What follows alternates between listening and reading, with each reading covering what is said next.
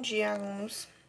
Dando continuidade aos nossos estudos sobre números inteiros, hoje nós vamos fazer o estudo de adição algébrica. Temos aqui dois exemplos. Esses dois exemplos se encontram no livro didático na página 52.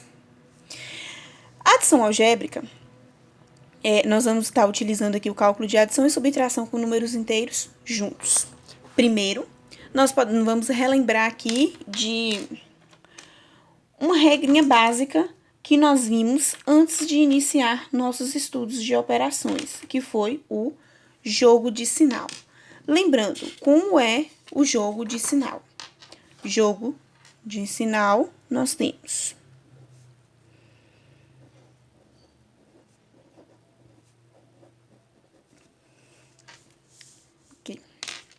jogo de sinais, ou jogo de sinal.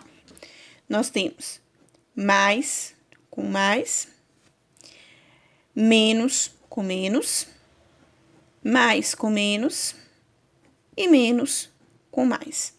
Sinais iguais, sinais diferentes. Mais com mais é mais. Menos com menos é mais. Mais com menos, menos. Menos com mais, menos. Que vem daquela regra de operação com número par e número ímpar que nós vimos. Ou seja, em regra geral, sinais iguais, positivo. Sinais diferentes, negativos. É basicamente isso daqui que nós vamos utilizar para fazer o cálculo. Lembrando que em adição e subtração, eu só vou usar jogo de sinal quando eu tenho dois sinais juntos. Então, para adição e subtração, eu uso isso daqui para dois sinais juntos e não utilizo para fazer o cálculo. Para fazer o cálculo, a gente vai estar sempre lembrando daquela regra do tenho e devo. Se o número é positivo, eu tenho ele. Se o número é negativo, eu devo ele. E assim nós vamos utilizar para responder estes dois exemplos. Esse primeiro exemplo, ele é montado, observe que isso aqui é como se fosse uma expressão numérica, mas ela só tem adição e subtração.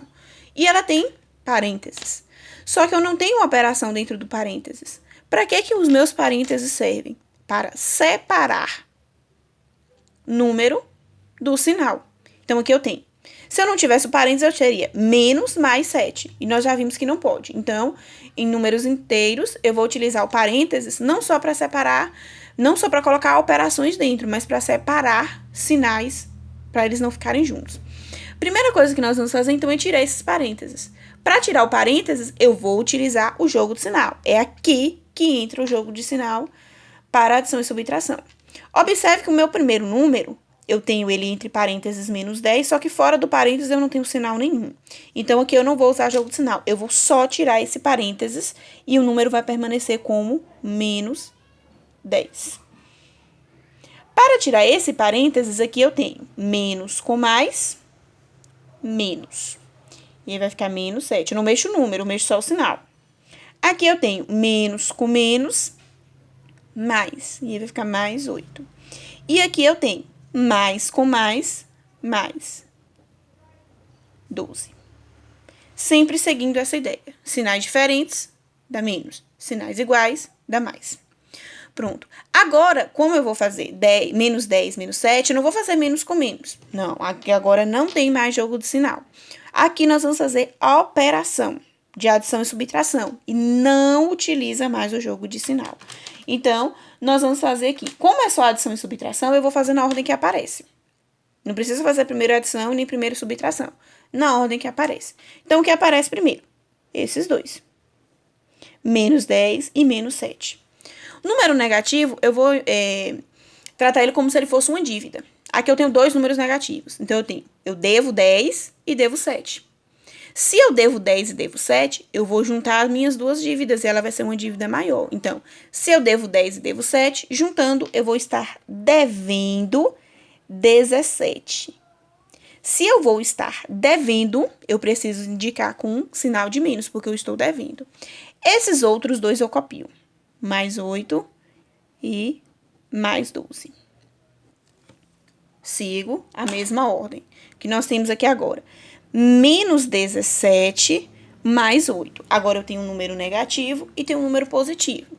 Da mesma maneira, o número negativo eu devo, o número positivo eu tenho. Aqui agora eu devo 17 e tenho 8. Eu tenho uma dívida, mas eu tenho um valor.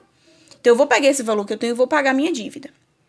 Se eu devo 17 e pago 8, o que eu tenho é menor, então não vai dar para pagar a minha dívida toda. Então, eu vou continuar devendo, então meu número ainda vai ser negativo.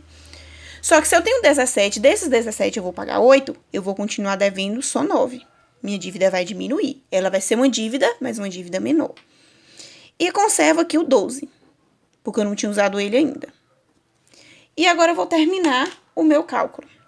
Agora eu tenho novamente um negativo e um positivo. Devo 9, tenho 12. O valor que eu tenho agora é maior do que a minha dívida. Então, eu vou pagar a minha dívida e ainda vai sobrar um pouco. Eu devo 9, tenho 12. Eu pego esses 12 que eu tenho, pago os 9 e ainda vão me sobrar 3. Se vai me sobrar, é um número que eu tenho. Se eu tenho, o valor é positivo. Lembrando, aqui é o meu resultado final da minha expressão. Esse valor 3, ele pode vir acompanhado com o sinal de mais ou ele pode ser só o 3 sem o sinal de mais, que já indica que ele é positivo. Só não negativo. Negativo tem que ter o sinal de menos. Pronto? Agora vamos a um segundo exemplo. Mesma coisa. Uma expressão.